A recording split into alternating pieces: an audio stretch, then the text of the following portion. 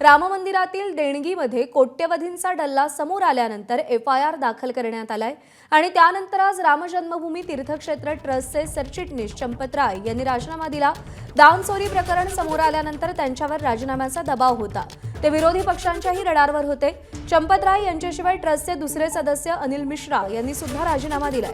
अयोध्या श्री राम जन्मभूमी मंदिर कथित दान अनियमितता प्रकरणात शुक्रवारी ही मोठी घडामोड घडली। उत्तर प्रदेश सरकारने या प्रकरणाच्या तपासासाठी विशेष तपास पथक एसआयटीची स्थापना केली। त्यांचा प्राथमिक रिपोर्ट आल्यानंतर एफआयआर नोंदवण्यात आलेला आहे। सोमेश कोलगे आपले प्रतिनिधी आपल्याला अधिक अपडेट देतील। सोमेश, चंपत राय यांच्यावरती राजीनाम्याचा दबाव होता असं कळतंय। चंपत राय आणि अनिल मिश्रा यांनी राजीनामा दिलेला आहे। आणखी कोणी राजीनामा या सगळ्या प्रकारामध्ये देऊ शकतं का? विरोधकांच्या रडारवर कोण आहे?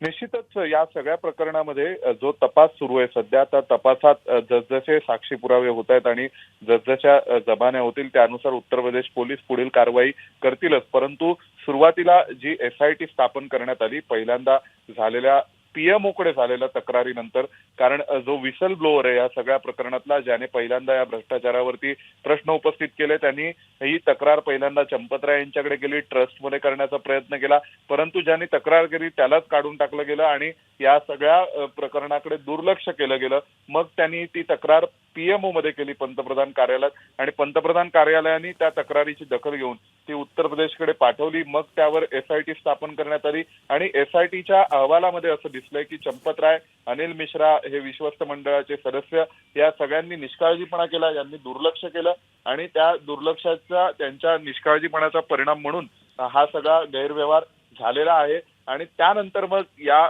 एसआयटीच्या अहवालाच्या आधारे एफआयआर दाखल करण्यात आली आणि आता त्या गुन्ह्यामध्ये 8 आरोपींना अटक करण्यात आलेली आहे। आणि चंपत राय किंवा या सगळ्यांनी केलेला निष्काळजीपणा गुन्हेगारी उद्देशाने केलेला होता का, ते देखील या सगळ्या प्रकरणात लाभार्थी आहेत का, याविषयीचा तपास करून जर पुरावे सापडले तर त्यांच्यावर कठोर कारवाई उत्तर प्रदेश पोलीसही करतील। पण या संपूर्ण प्रकरणाच्या तपासासाठी तसंच एक नैतिकतेचा भाग म्हणून राजीनामा अपेक्षित होता आणि तो राजीनामा देण्यासाठी म्हणून राम जन्मभूमी तीर्थक्षेत्र विश्वस्त मंडळाशी संबंधित संस्था संघटनांकडूनही दबाव होता असं कळते आणि त्या अनुषंगाने आता हा राजीनामा मागितला गेलेला आहे आणि हा राजीनामा आता चंपत राय यांनी सुपूर्द केलेला आहे। चंपत राय यांच्याकडून जे दुर्लक्ष झालं या संपूर्ण प्रकरणात, अनिल मिश्रा यांच्याकडून जे दुर्लक्ष झालं ते मुद्दामून केलं गेलं होतं का, ते सुद्धा लाभार्थी होते का, हे सगळे प्रश्न आहेत आणि या प्रश्नाच्या अनुषंगाने उत्तर प्रदेश पोलीस सध्या तपास करतात। परंतु आता ही सर्वात मोठी बातमी आहे आणि विरोधकांनी या अनुषंगाने, काँग्रेसनी, विरोधकांनी राजकीय आरोप केलेले आहेत, परंतु राजकीय आरोपांसोबत या सगळ्यामध्ये एक सामाजिक उत्तरदायित्व आणि इतरही असंख्य पैलू आहेत। त्या पैलूंच्या अनुषंगाने निश्चित त्यामुळे आता विरोधक आणखी कोणावरती आरोप करतायत याकडे देखील लक्ष असेल आणि तपासामध्ये आणखी कोणाकोणाची नावं समोर येत आहेत, काय उघड होत आहे या संदर्भातले अपडेट जाणून घेत राहू। तुर्तास धन्यवाद सोमेश दिलेल्या माहितीसाठी। एबीपी माझा, उघडा डोळे बघा नीट।